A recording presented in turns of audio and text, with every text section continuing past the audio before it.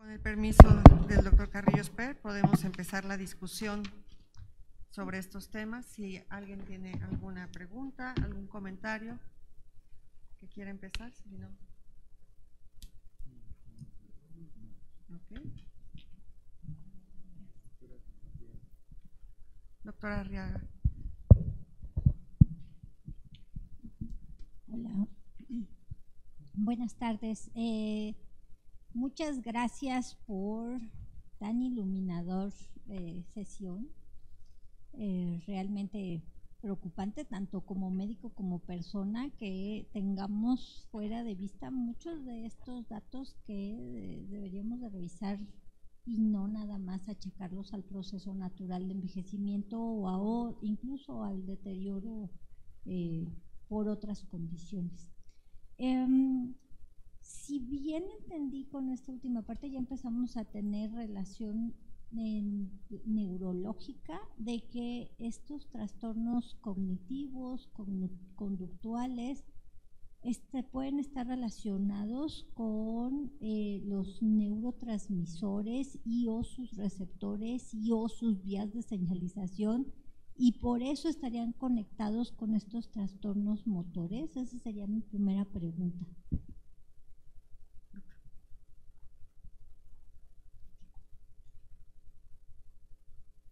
Bueno, muchas gracias por la pregunta. Es algo bastante interesante porque, pues bueno, ya sabemos que el cerebro es bueno para tres cosas, ¿no? Crear pensamientos, registrar información y producir movimiento. Y tal es la importancia de estos tres sistemas que cuando uno de estos falla, el otro también. De hecho, hay algo que se conoce como síndrome cognitivo-motor. Son pacientes que, por ejemplo, no tienen la capacidad de caminar y hablar al mismo tiempo, y ya sabemos que estos en cierto perfil y con ciertos estudios tienen más riesgo de problemas de la memoria. Al final todos son redes, ¿no? Y todos son sistemas. Ahora, es importante saber que no es únicamente un mecanismo, ¿no? Existen muchos mecanismos en este grupo de enfermedades neurodegenerativas, ¿no? Muchas patologías, muchos neurotransmisores y demás. Solo uno de los que existen es la disfunción colinérgica. Y sí, efectivamente, tiene que ver con ciertas redes, ¿no? Al menos núcleos del cerebro basal anterior, algunos muy particulares que se degeneran en pacientes que tienen o que viven con esta enfermedad. Entonces, pues sí, lo que hace el tratamiento es básicamente aumentar la disponibilidad de algunos neurotransmisores con el fin de que los receptores que quedan aumenten, o más bien aprovechen ese exceso de sustrato, pues para poder realizar su función. Entonces, uno de los mecanismos sí es disfunción de neurotransmisores, pero no es el que nos explica toda la enfermedad, son muchos. Muchas gracias. Y la otra, de hecho, creo que para todos los ponentes, ustedes mencionaron que es muy importante que haya atención multidisciplinaria, así como que estamos ante personas que tienen comorbilidades y o polifarmacia y otras cuestiones. Como médicos, ¿cuál debe ser la conducta para tratarlo? Porque se oye muy bien en las presentaciones o cuando uno lee los artículos, decir la multidisciplinaridad y demás, pero si las voces empiezan a sonar disonantes y entonces un especialista recomienda una cuestión, otra persona recomienda algo diferente, deberíamos de tener a alguien que cual directora de orquesta ponga de acuerdo a todo el mundo, o cómo es que vamos a manejar de manera más efectiva estas situaciones complicadas. Claro, totalmente en el papel, ya me adelanté a contestar la pregunta. Pues sí, no es como bastante sencillo, entre comillas, ¿no? O sea, organizar esto. Lo que yo recomiendo, y es algo que yo he hecho más como mi práctica fuera del instituto institucional, es primero siempre trabajar con el mismo equipo, ¿no? Y un equipo con el que uno conozca, ¿no? Con que tanto el paciente como el médico se sientan cómodos, ¿no? Por ejemplo, yo siempre trabajo con la misma neuropsicóloga, con la misma geriatra, que de hecho tiene alta especialidad en paliativos, también la realizo fuera, y pues bueno, también con el mismo neuropsiquiatra, ¿no? Y pues también con la doctora, pues ni se diga, ¿no? O sea, porque yo soy de neurología cognitiva, ¿no? Pero la cuestión de trastorno del movimiento y demás, ellos tienen mayor expertise, ¿no? Primero es hacer homogéneo el equipo, que siempre sea el mismo, que uno tenga la comunicación entre ambos, y pues bueno, más que nada como establecer los límites, ¿no? De hasta dónde va a intervenir uno. Por ejemplo, pues obviamente mis medicamentos para cognición y demás, y manejo de otras cosas, pues yo voy a decir que no los toque. Seguramente, por ejemplo, la doctora se dice, pues bueno, mis medicamentos para los síntomas de Parkinson no los toquen, y pues obviamente la cuestión geriátrica es la cuestión más multidisciplinaria, ¿no? Al final la que se encarga de suspender medicamentos, cuándo vamos a iniciar ya otro tipo de medidas ya más de confort, etcétera, ¿no? Esas son como algunas recomendaciones de las que yo puedo hacer. Siempre trabajar con el mismo equipo y siempre tener comunicación entre todos y definir límites, ¿no? De hasta dónde va a participar una persona u otra.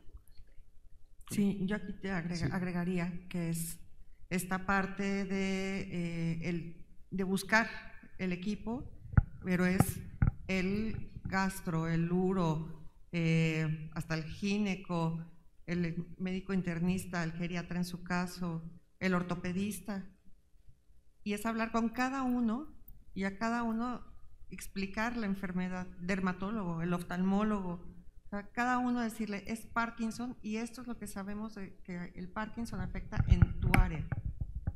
Y gracias a hacer esos equipos, ahora hay urólogos que de repente mandan pacientes, yo creo que lo que tiene, sí tiene algo urológico, creo que es neurológico y creo que le veo algo más, pero es tuyo, ¿no? Y entonces ya se empieza a tener esa comunicación y aprender todos qué cosas no hacer, qué cosas no dar. Y empezamos a tener intercambios, de decir, bueno, ahora tu urólogo ven y da una plática de los síntomas. Tu cardiólogo maneja la disautonomía, pero ya sabes que mis síntomas que no van a afectar, pero si no nos comunicamos, me mandan un monitoreo de 24 horas de la presión y me dicen, no hay hipertensión. No, yo no buscaba la hipertensión, no buscaba la hipotensión. Y entonces el cardiólogo ni se enteró. Entonces, por eso es la idea de ir cada día abriendo más estos temas, que el paciente sepa, porque si el paciente sabe, el paciente lo exige. Y entonces empezamos a hacer esos equipos. Tenemos al doctor Jalave en línea y después con usted, doctor. Gracias, excelente sesión, sinceramente hablando. Gracias, Mariela, a todo tu grupo por ilustrarnos. En realidad fue muy ilustrativa. Yo quería hacer un comentario, una pregunta. Se habló mucho de biomarcador por la alfa-sinucleína.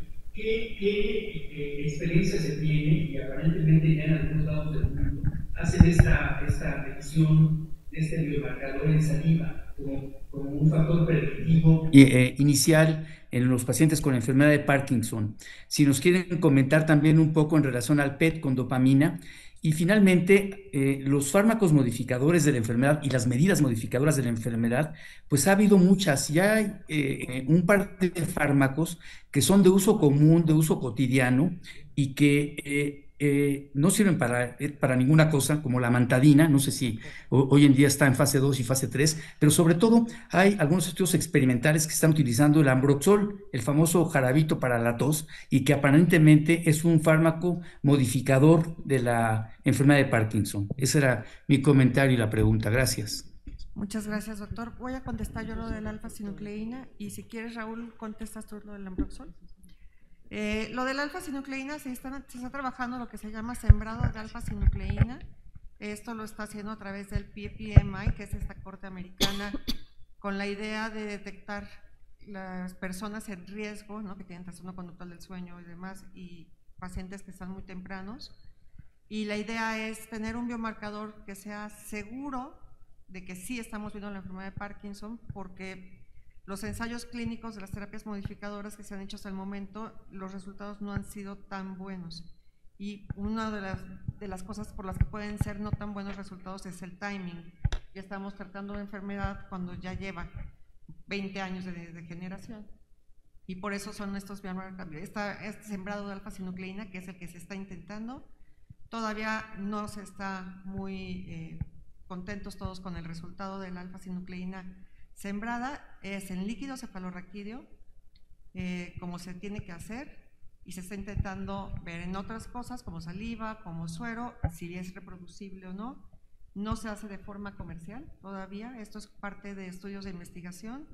Probablemente se empiece a hacer una parte de esta investigación en Latinoamérica, porque necesitamos tener esta población para poder empezar los ensayos en estas fases mucho más tempranas de la enfermedad, pero no es un biomarcador todavía 100% claro. Se han hecho biopsias de piel, se han hecho biopsias entéricas, donde se ve la alfa-sinucleína, pero tampoco han sido tan factibles para tenerlas como biomarcador para todo el mundo y para decir sí, con esto sí seguro tienes enfermedad de Parkinson. Entonces todavía tenemos un camino un poco largo con los biomarcadores, pero esperemos que este sembrado vaya mejor y que nos dé más luz para hacerlo. El PET con F-Dopa, el PET nos ayuda para decir que hay una degeneración de la vía. Es un estudio muy lindo porque vemos cómo está degenerada la vía y depende cómo se degenere y cómo se ven los núcleos de la base, nos da más ideas de una enfermedad de Parkinson o un parkinsonismo, pero sobre todo nos sirve solamente para diferenciar si es por fármacos, si es un temblor esencial, que ya tiene algunas otras características, y entonces decir no es una enfermedad degenerativa, es temblor, porque salió bien el PET-Dopa, o si es una enfermedad degenerativa, porque está afectada la vía dopaminérgica, y entonces para eso nos sirve. No tiene una correlación entre la severidad de la enfermedad, como se vea el PET, puede verse el PET muy mal y el paciente no estar tan mal, y puede verse no tan mal, el paciente estar muy mal. Entonces todavía no se correlaciona adecuadamente, se está intentando hacer un PET para alfa-sinucleína, pero ese todavía está en vías de investigación. ¿Y lo del Ambroxol? Bueno, muchas gracias, doctor, por la pregunta. En cuanto al Ambroxol, o sea, existen algunos estudios. El doctor que particularmente tiene varios estudios con eso está localizado en London, Ontario, en Canadá, es el doctor Pasternak, ¿no? La evidencia surgió a partir de algunos ensayos clínicos, o más bien no clínicos, sino más bien ensayos en ratones, en el cual parece que había una mayor actividad de la glucocerebrosidasa con el Ambroxol, ¿no? Entonces se intentó replicar este tipo de estudios, o se está intentando replicar este tipo de estudios o de efectos en pacientes que tienen diagnóstico de enfermedad de Parkinson, pero hasta ahorita es un ensayo fase 2. La última vez que lo chequé, pero eso fue el año pasado, no sé si ha habido alguna actualización respecto a ese. Pero más allá, como un fase 3 o algo así, no ha avanzado. Sí, y sobre todo se ha visto en esos pacientes que tienen mutación de la GBA, que en los que ha funcionado más para la parte cognitiva, pero no ha avanzado más. Y es una dosis altísima de Ambroxol. Creo que han 1800. Eso sí, en este momento no recuerdo, pero sí. 1803 veces al día. Y las dosis aquí son de 30. O sea, se tiene que mandar a hacer especial el Ambroxol. Doctor Miguel Cruz, adelante. Sí, gracias. Bueno, extraordinaria sesión clínica, realmente todos aprendimos y la enfermedad todos la podemos padecer. Entonces, tener esa visión de qué cuidarnos, qué hacer, me pareció fantástico. Se mencionó algo de la parte genética, mendeliana y algunos estudios, hasta GWAS, pero la pregunta, sabemos que los genes se encienden y se apagan en condiciones fisiológicas, pero también se pueden sobreexpresar o apagar en ciertas patologías. Aquí, y como soy inexperto del área, la función de la proteína, la consecuencia ya la han dicho ustedes. ¿Cuáles son los elementos que se han encontrado para que este gen se sobreexprese? Bueno, el problema es que no es un solo gen, ¿no? Tenemos descritos para la enfermedad de Parkinson más de 20 variantes genéticas, unas dominantes, unas recesivas, otras de riesgo, y lo que hacen en general es evitar esta limpieza celular, alteran el sistema de ubiquitina y entonces ya no se hace la limpieza de la proteína, que es una proteína que empieza a doblarse inadecuadamente, se empieza a acumular, no la puedo limpiar y termino en muerte celular. Esa es la teoría. O sea que la ubiquitinación no está bien. No Sabemos está. que cualquier proteína mal conformada se ubiquitina y la degradan los proteasomas. Y aquí no. Es uno de los mecanismos, porque también hay otro mecanismo a través del estrés oxidativo, hay otros mecanismos. Cada uno de estos genes influye en cada procesamiento de la célula. El problema es que son distintas las formas en que influyen, y el otro problema es que no sabemos. Ahora, digamos, el tema de moda es que no sabemos si ese acúmulo de proteína es realmente el patológico. Entonces, el tema está en si ese acúmulo de proteína hace que la célula muera y hace un cuerpo de Lewy, y ya decimos que ahí viene el Parkinson, o la otra teoría es esa proteína ya no funciona adecuadamente y lo que tendríamos que hacer, más que atacar a la proteína que se está doblando mal, es dar proteína que esté bien. Entonces hay una teoría de proteinopatía y hay otra teoría de proteinopenia. Y las dos están ahorita bajo investigación porque tendrían dos caminos completamente distintos. Muchas gracias.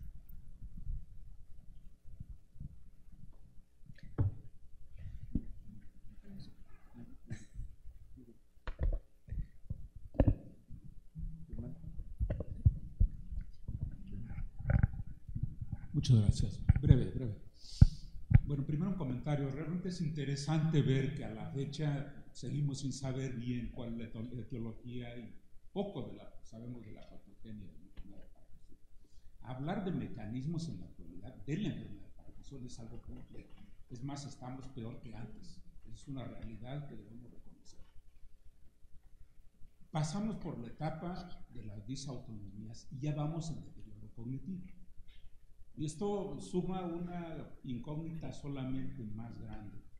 Yo quisiera aterrizarlo solamente en una pregunta de qué pasa con los pacientes que cursan con enfermedad de Parkinson y tienen demencia asociada a la enfermedad de Parkinson.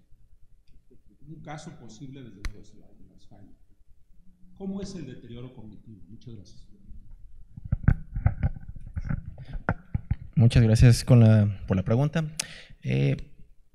Para resumir, ¿no? Realmente un paciente que tiene demencia por enfermedad de Parkinson, ya después de un tiempo bien establecida, se va a comportar prácticamente igual a un paciente que tiene demencia con cuerpos de Lewy. Va a tener alucinaciones, fluctuaciones cognitivas, ya se mencionó el trastorno de sueño REM, y los síntomas cognitivos son síntomas más visuales espaciales. ¿Qué me refiero con esto? Los pacientes tienen prosopagnosia, no reconocen las caras, se desorientan, pero a diferencia de lo que ocurre, por ejemplo, en pacientes con enfermedad de Alzheimer o que viven con enfermedad de Alzheimer, se desorientan incluso en sus hogares, o sea, no saben dónde está el baño, no saben dónde está la sala y ese tipo de cuestiones. Así básicamente se van a comportar. En cuanto a otro tipo de síntomas neuropsiquiátricos como agitaciones y apatía, son muy prominentes en estos pacientes. Y es interesante también porque, por ejemplo, si utilizamos un mini-mental para valorar pacientes que sospechamos tienen algún tipo de deterioro cognitivo en enfermedad de Parkinson, pues realmente pueden incluso puntuar arriba de 20 sin ningún problema, porque está muy cargada a funciones más como temporales. Si hacemos un MoCA que ya tiene una evolución un poquito más compleja, una evaluación más compleja de las regiones frontales, pues el MoCA es el que se va a apuntar 5, 4, ¿no? O sea, son síntomas un poco diferentes en ese aspecto y así es como se comporta. Gracias.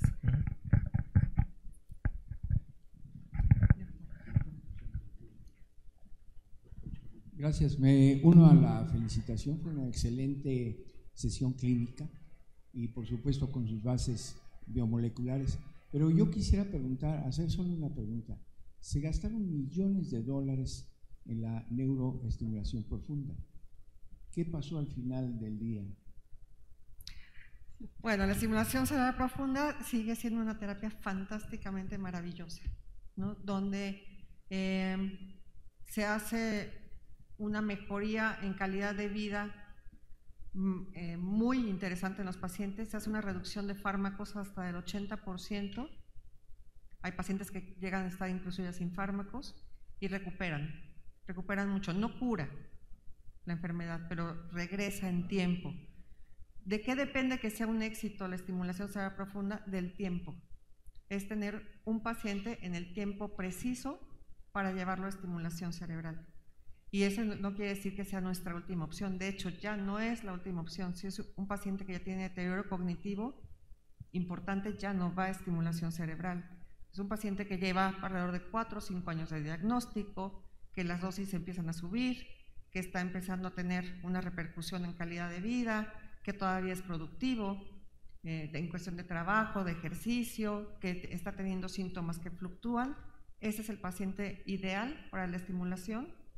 Y ahora ya los estimuladores, algunos duran hasta 25 años, las baterías, ¿no? Entonces están hechos para que tengan una función durante muchísimo tiempo y después solo se recambia la batería y siempre va a ser, yo les digo que es como un colchón, ¿no? A lo que hace a los síntomas y después se podrán ir agregando nuevamente los fármacos, pero sí nos hace un regreso.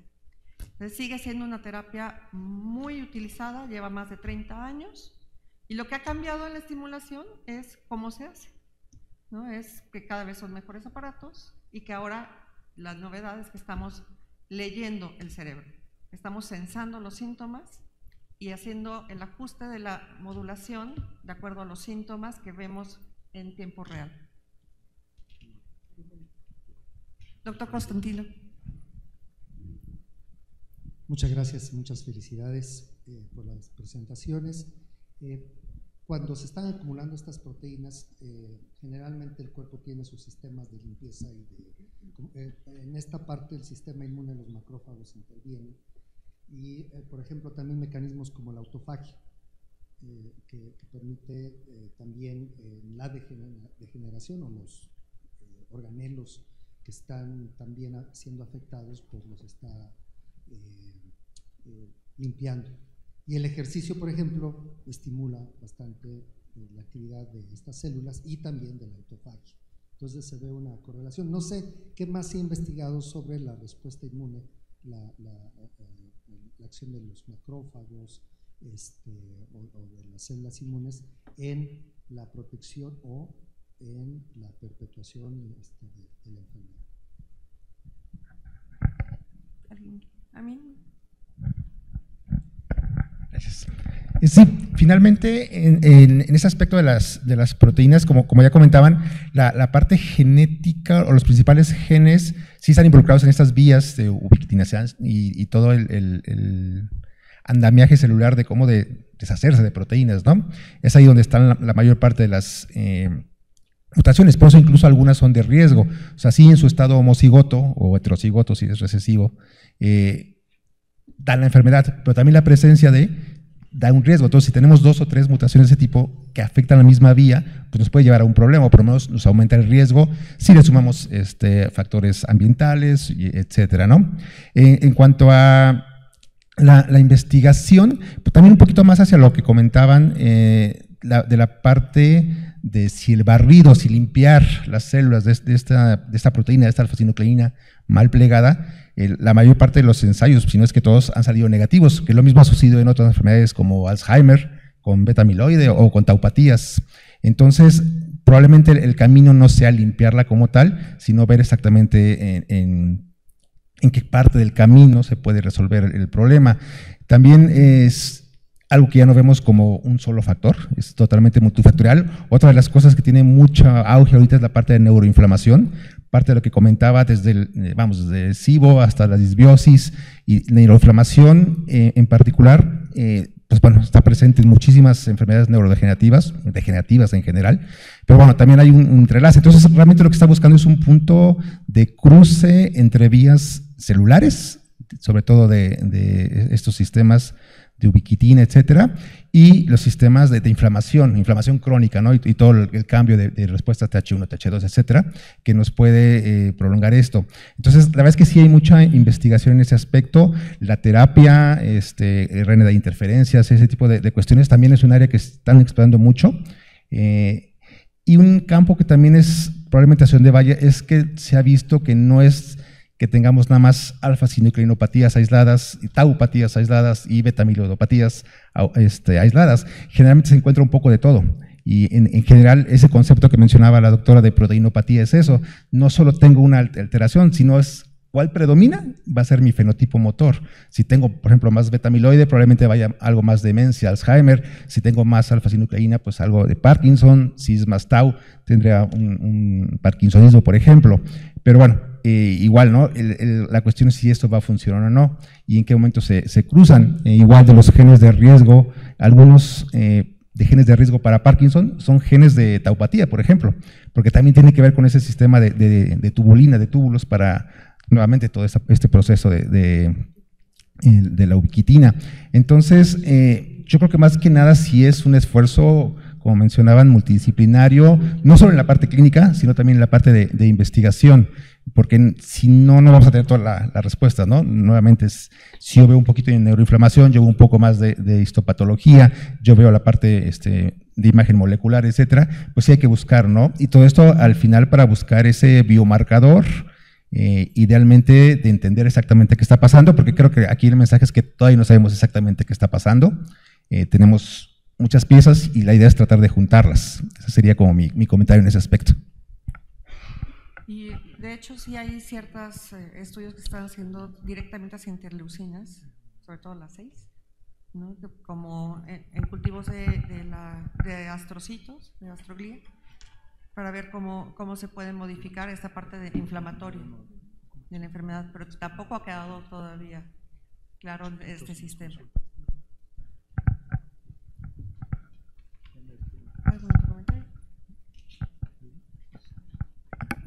Pues gracias, doctora Mayela Rodríguez Violante, por esta excelente sesión. Reitero la felicitación a la doctora por la organización y a los profesores por sus excelentes presentaciones, no nada más en el concepto que nos compartieron, sino también en las imágenes que consolidaron la presentación que iban haciendo y la correlación que tenía. Felicidades a la doctora Camacho, al doctor Cervantes Arriaga, a la doctora Latriz Tebot y al doctor Medina Rioja. Muchas felicidades. Y yo creo que nos llevamos todos un conocimiento diferente de lo que entramos del Parkinson, una enfermedad fascinante y compleja, que como bien dice el título del simposio va más allá del temblor. Muchísimas gracias, doctora, por este simposio que complementa y es la cereza del pastel de la reunión de la semana pasada. Así que muchas gracias. Y bueno, les tengo buenas noticias y varios datos para las actividades que continúan esta semana y la siguiente. La doctora Lulu Arriaga, distinguida académica, organizó su evento de inflamación e inmunología. Vamos a tener mañana el curso presimposio, Inflamación, Mecanismos y Aplicaciones de la Medicina, para continuar el viernes 25 de abril del 2025 con el simposio ya como tal, Medicina e Inmunología, Logros y Oportunidades. En esto, además de actualizarnos en inmunología, que es un evento muy, muy importante y que además están presentes profesores de alto nivel en esta área de la medicina, se le va a hacer un homenaje a la doctora Ana Flisser, distinguida integrante de nuestra corporación. Y bueno, aparte de todo, la doctora Flisser va a ser reconocida por su labor en la medicina y en la investigación. También les informo que la Academia Nacional de Medicina y el doctor Loredo Abdala, que está aquí conectado con nosotros, buenas noches doctor, organizó la primera jornada pediátrica de la Academia Nacional de Medicina. Esto es muy importante porque en la Academia Nacional de Medicina está integrada también por distinguidos pediatras. Entonces el doctor Abdala se tomó la tarea de organizar esta primera jornada, porque es la primera, en el año entrante vamos a tener la segunda y espero, doctora, que sigan la tercera y la cuarta. La doctora vicepresidenta es pediatra.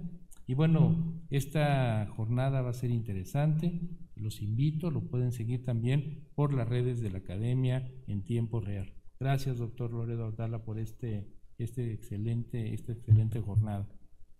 Y para el miércoles 30 de abril del 2025 vamos a tener una jornada de aniversario de la fundación de la Academia Nacional de Medicina.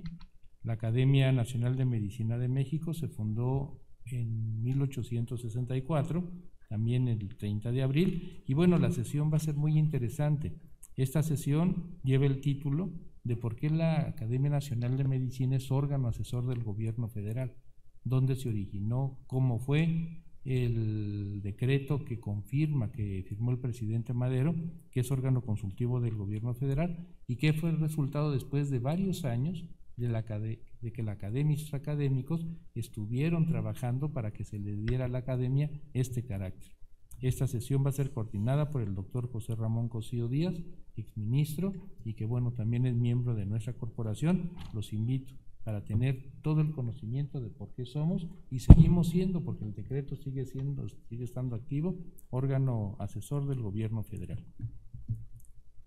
También para el 30 de abril tenemos una sesión titulada Simposio, Retos y Oportunidades de la Salud Visual, que coordina el doctor Enrique Octavio Graue Hernández, tesorero de nuestra corporación, también distinguido académico. La de celebración de la fundación de la academia es por la mañana, y el simposio del doctor Graue es a las 5 de la tarde, como habitualmente lo tenemos, y bueno, es un simposio también de excelencia.